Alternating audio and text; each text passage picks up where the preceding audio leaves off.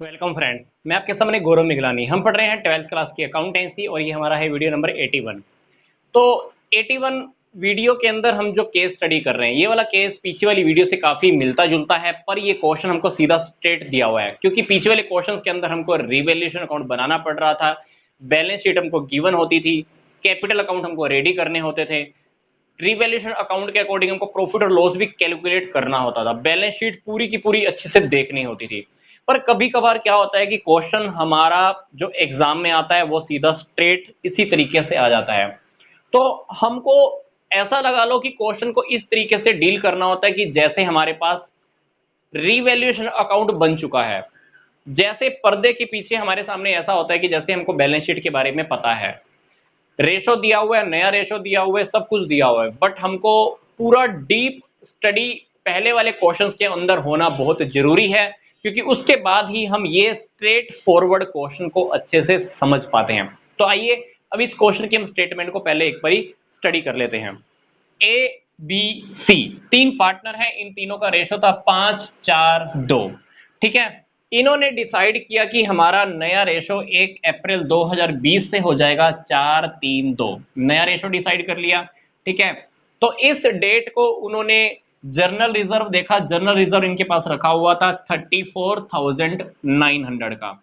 Revaluation account के ऊपर loss हो चुका था 5200 रुपए। मान लीजिए हमने रिवैल्यूएशन अकाउंट बनाया, मान लीजिए हमारे पास बैलेंस शीट गिवन है, एडजस्टमेंट भी गिवन थी। हमने बैलेंस शीट और एडजस्टमेंट को देखते हुए हमने मान लो रिवैल्यूएशन अकाउंट बनाया, एसेट और लायबिलिटी की रिवैल्यूएशन की। उसके बाद हमने रिवैल्यूएशन अकाउंट बनाने के बाद ये देखा कि हमको क्वेश्चन के अंदर लॉस आ गया 5200 रुपए।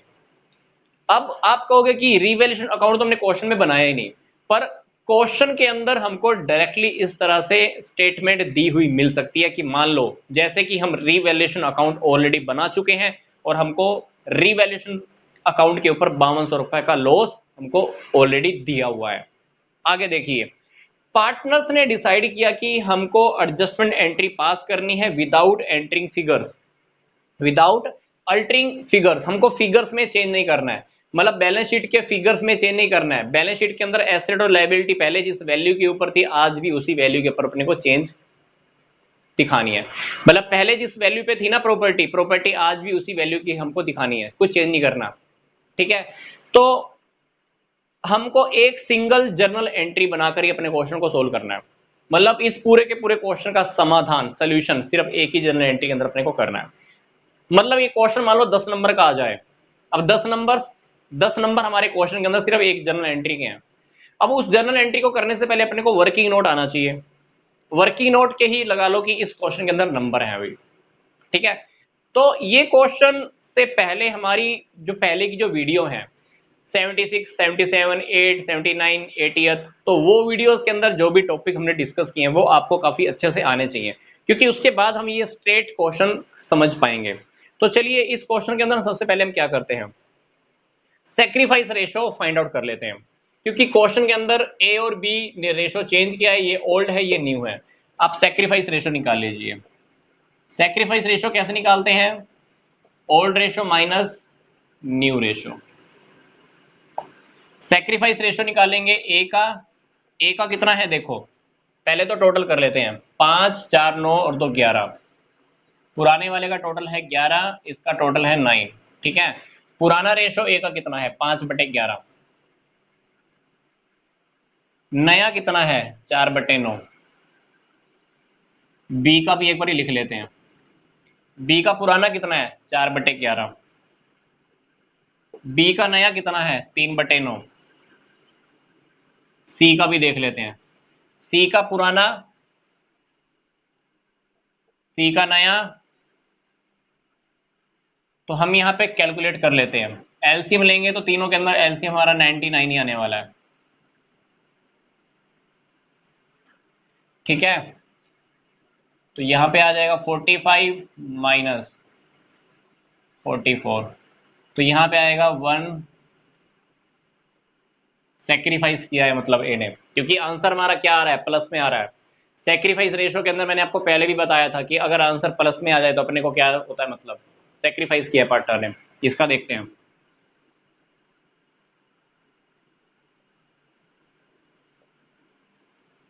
इसका भी प्लस में आ रहा है, इसका मतलब इसने भी क्या किया है, सेक्रीफाइस किया है। सी का देखते हैं।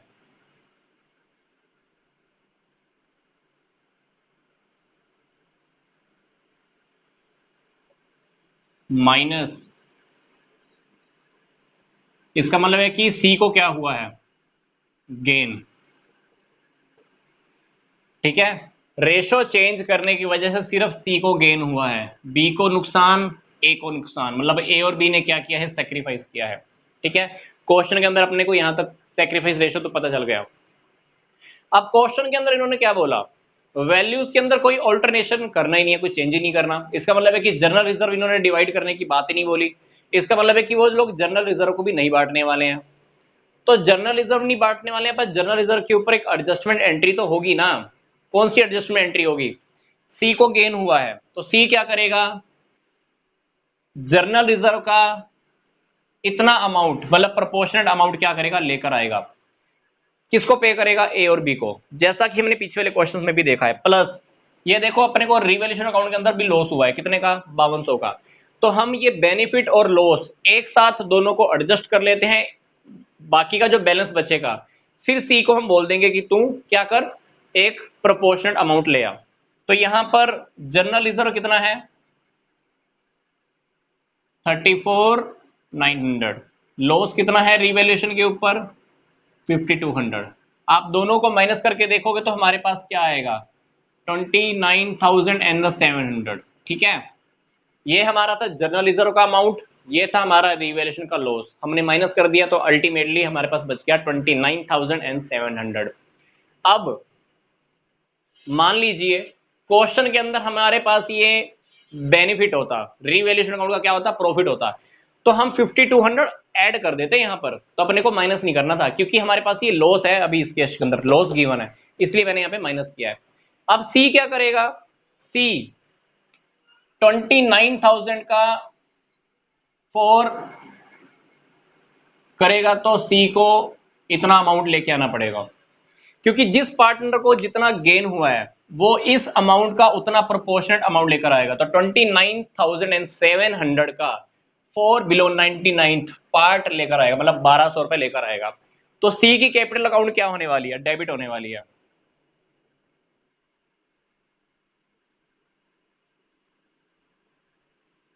कितने से, 1200 से। सेक्रीफाइस किसने किया है, ए ने।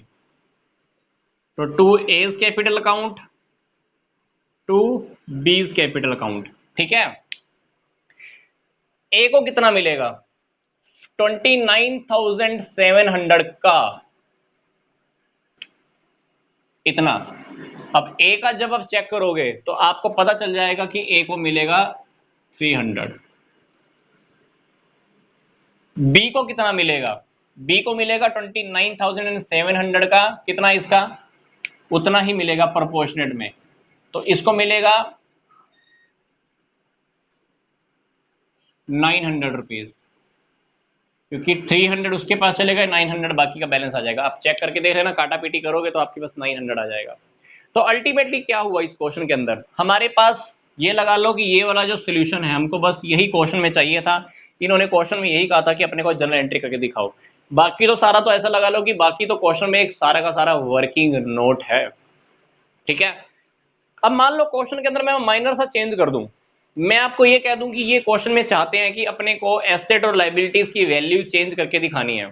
बैलेंस शीट तो अपने पास है ही नहीं, मान लो रिवैल्यूएशन अकाउंट बनाने के लिए भी नहीं है। मान लो क्वेश्चन के अंदर ये 5,200 का लॉस हमारे पास आ गया, और मान लो ये जनरल रिजर्व हमारे पास 34,900 का हमारे पास है।